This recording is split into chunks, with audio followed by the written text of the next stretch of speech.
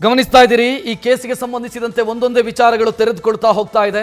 ಇಡೀ ಕೊಲೆಗೆ ಕಾರಣ ಆಗಿರೋದು ಪವಿತ್ರ ಗೌಡ ಎಂಬಾಕೆಗೆ ರೇಣುಕಾಸ್ವಾಮಿ ಮಾಡಿರುವಂಥ ಕಮೆಂಟು ಮತ್ತು ಆಕೆಗೆ ಕಳಿಸಿರುವಂಥ ಮೆಸೇಜು ಅನ್ನೋದು ಗೊತ್ತಾಗ್ತಾ ಇದೆ.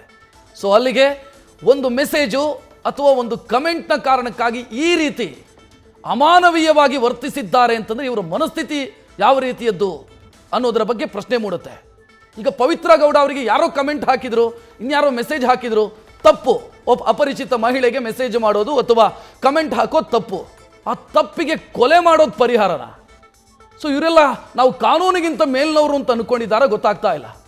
ಒಬ್ಬ ಬಡಪಾಯಿ ವ್ಯಕ್ತಿಯನ್ನು ಹೊಡೆದು ಕೊಂದಿದ್ದಾರೆ ಅಂತಂದರೆ ಬಹಳ ಆಶ್ಚರ್ಯ ಅಂತ ಅನ್ಸುತ್ತೆ. ನೀವು ಸೋಷಿಯಲ್ ಮೀಡಿಯಾದಲ್ಲಿ ಪ್ರೊಫೈಲ್ ಕ್ರಿಯೇಟ್ ಮಾಡಿದಾಗ, ಪಬ್ಲಿಕ್ ಪ್ರೊಫೈಲ್ ಕ್ರಿಯೇಟ್ ಮಾಡಿದ ನಂತರ ನನಗೆ ಕಮೆಂಟ್ ಹಾಕಂಗಿಲ್ಲ, ನನಗೆ ಮೆಸೇಜ್ ಹಾಕಂಗಿಲ್ಲ ಅಂತಂದರೆ ಇದು ವಿಚಿತ್ರ ಅನ್ಸುತ್ತೆ. ಏನು ಮನಸ್ಥಿತಿ? ಹಂಗಿದ್ರೆ ಪವಿತ್ರ ಗೌಡ ಅವರಿಗೆ ಮೆಸೇಜ್ ಮಾಡಿದರೆ ಕಮೆಂಟ್ ಮಾಡಿದವ್ರನ್ನೆಲ್ಲರನ್ನು ಕೊಲ್ಲೋದು ಅಂತನಾ?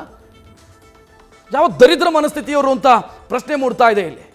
ಆ ವ್ಯಕ್ತಿ ಪಾಪ, ಆ ವ್ಯಕ್ತಿಯ ಹಿನ್ನೆಲೆಯನ್ನು ನೋಡಿದಾಗ ನಿಜಕ್ಕೂ ಬೇಸರ ಆಗುತ್ತೆ. 1 ವರ್ಷದ ಹಿಂದಷ್ಟೇ ಮದುವೆ ಆಗಿತ್ತು, ಪತ್ನಿ ಗರ್ಭಿಣಿ.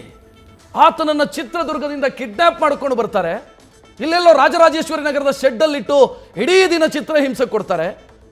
ಒಂದು ಕಮೆಂಟ್ ಮಾಡಿದ್ದಕ್ಕೆ, ಒಂದು ಮೆಸೇಜ್ ಮಾಡಿದ್ದಕ್ಕೆ ಇಡೀ ದಿನ ಚಿತ್ರಹಿಂಸೆ ಕೊಡ್ತಾರೆ.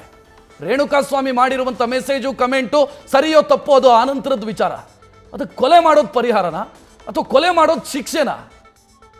ಪವಿತ್ರ ಗೌಡ ನೇರವಾಗಿ ಹೋಗಿ ಪೊಲೀಸ್ ಸ್ಟೇಷನಲ್ಲಿ ಕಂಪ್ಲೇಂಟ್ ಕೊಡೋದಕ್ಕೆ ಅವಕಾಶ ಇತ್ತು. ಹಾಗಂತ ಒಬ್ಬ ವ್ಯಕ್ತಿಯನ್ನು ಕರ್ಕೊಂಡು ಬಂದು ಕಿಡ್ನ್ಯಾಪ್ ಮಾಡಿಕೊಂಡು ಬಂದು ಕೊಂದು ಹಾಕ್ತಾರೆ ಅಂತಂದರೆ ಬಹಳ ವಿಚಿತ್ರ ಅಂತ ಅನ್ಸುತ್ತೆ. ಈ ಕೇಸ್ನಲ್ಲಿ ಸದ್ಯ ಬಹಳಷ್ಟು ಜನ ಅರೆಸ್ಟ್ ಆಗಿದ್ದಾರೆ. ದರ್ಶನ್ ಅಭಿಮಾನಿ ಬಳಗದಲ್ಲಿ ಗುರುತಿಸಿಕೊಂಡಿದ್ದಂಥ ವ್ಯಕ್ತಿಯೊಬ್ಬ ಚಿತ್ರದುರ್ಗದಿಂದ ರೇಣುಕಾಸ್ವಾಮಿಯನ್ನ ಕಿಡ್ನಾಪ್ ಮಾಡ್ಕೊಂಡು ಬಂದಿದ್ದಂತೆ. ಆತನನ್ನ ಕೂಡ ಪೊಲೀಸರು ಅರೆಸ್ಟ್ ಮಾಡಿದ್ದಾರೆ. ಈಗ